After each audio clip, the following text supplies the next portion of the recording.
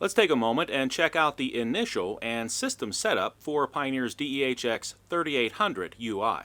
So from any of the sources, I'm going to switch the radio off first. So press and hold the source button for a couple of seconds, and that switches the head unit off, but I still have the clock displayed on the screen.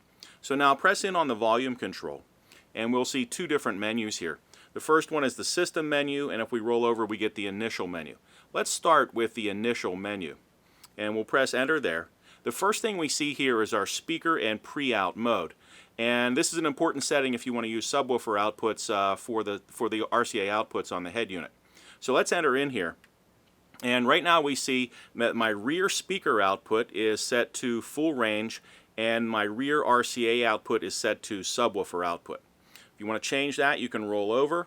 This changes the rear speaker output to subwoofer output and the rear RCA to subwoofer output. And we can roll over again, and we can change both the rear speaker output and the rear RCA output to full range output.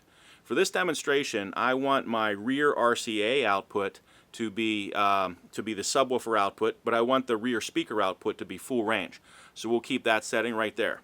Now we're going to go back, and we'll roll over to the next setting, which is the full system reset. You can reset the 3800 back to its factory settings from here.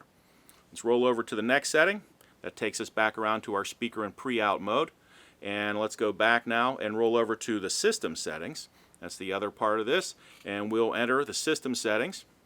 The first thing we see here is auxiliary input on. Here's our auxiliary input. If you use auxiliary on a regular basis, you can keep this switched on. If you don't use the auxiliary input, you can switch it off. And that means that when I press the source button here, auxiliary will not show up in my source list. If you want auxiliary to show up in your source list, just leave auxiliary switched on. We'll roll over to the next setting, which is our Android wired connection setting. This is important to you if you're an Android phone user. We can enter into this setting here. There's two ways to use the Android wired setting. One is from memory, and that means music that is stored on your Android device can be played back through USB. And we can also control apps, again through USB from your Android device. You can listen to the audio from nearly any app that is stored on your device, again through USB. And we can make that decision here. Right now I'm going to keep that for memory, which means it's music stored on my Android phone. Let's go back and roll over to the next setting, which is USB auto on. The USB plug right here can automatically switch to the USB source if you want it to, but it doesn't have to. If I switch USB auto off, I can plug in my phone and the system will not automatically switch to that source, but it will still charge my phone. I like the USB to automatically switch to the USB source when I plug in a thumb drive or something like that. So I'm going to switch USB auto on.